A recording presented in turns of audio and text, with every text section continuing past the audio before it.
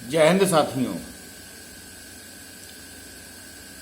साथियों, महामानव की पहचान के लिए उत्सुक जन समुदाय को हृदय से नमन करते हैं और ऐसे जन समुदाय को भ्रमित होने से बचाना चाहता हूं, क्योंकि इनमें से कई मनुष्य ऐसे भी हैं जो अपने सच्चे हृदय व सच्चे विचारों से प्रतीक्षारत हैं। विश्वसनीय भविष्य कथनों के अनुसार जो मनुष्य साधारण से असाधारण में परिवर्तित होकर महापरिवर्तन का सूत्रधार बनेगा, उसके बारे में हमने जो आत्ममंथन किए हैं वे उन विभिन्न स्रोतों के आधार पर हैं जो विश्वास किए जाने योग्य हैं। पहली बात, उस महामानव का नाम सा शब्द से शुरू होगा। उसका जन्म किसी पवित्र नदी के किनारे होगा जिसे नास्त्रेदमस ने एक चमकीली नदी के रूप में भविष्य दर्शन किया था। उसके मस्तक पर अर्धचंद्र अथवा वी के आकार का चिन्ह तथा गले में 2 अर्धधारियां होंगी। 5 नदियों के संगम से उसका संबंध होना चाहिए। इसके अलावा उसके कार्य भी ऐसे होने चाहिए जो उसकी विशेष सामर्थ्य का सत्यापन करते हों। ध्यान से सुने, समझें और आत्मचिंतन के बाद कमेंट करें। पहली सामर्थ्य, उसमें ऐसी सामर्थ्य होनी चाहिए जो समस्त मानवता को, वे चाहें अति बुद्धिमान हो या साधारण मनुष्य हो, को झकझोर कर उठा दे जैसे वे नींद में जी रहे थे। ये बात प्रमाणित व अनुभूत होने वाली बात है कि नहीं, ये आप लोग निर्धारित करें।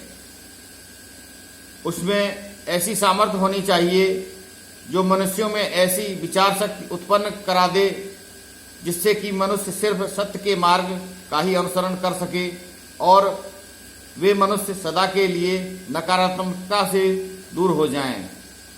उसमें ऐसी सामर्थ्य होनी चाहिए जिससे मनुष्यों के अंदर की नकारात्मकता, ईर्ष्या, द्वेष, डर, घृणा, अहंकार, लोभ, लालच, धोखा व विश्वासघात को सदा के लिए खत्म कर दे।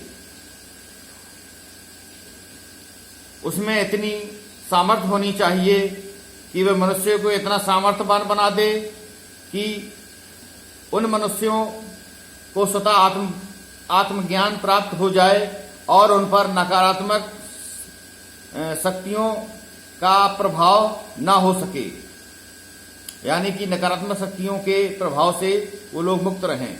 उसमें इतनी सामर्थ्य होनी चाहिए कि उसकी शरण में पहुंचने वाले मनुष्यों को उनके जीवन यात्रा में आने वाले संकटों से लड़ने की अद्भुत क्षमता प्रदान कर सके।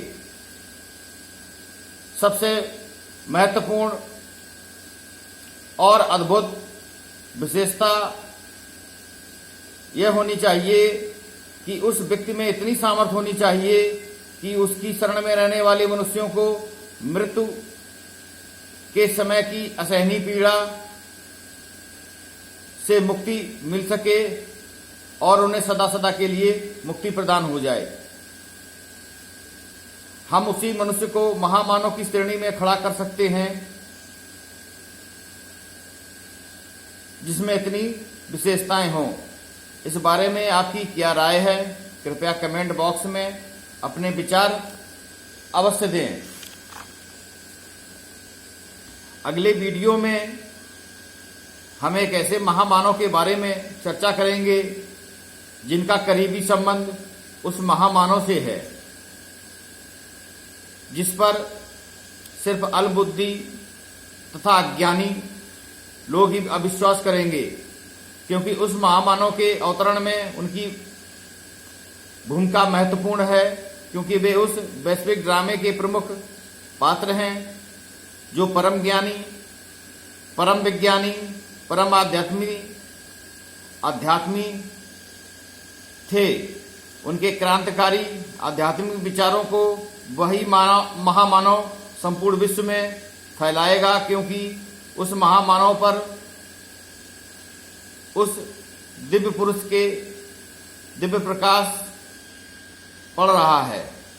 धन्यवाद साथियों।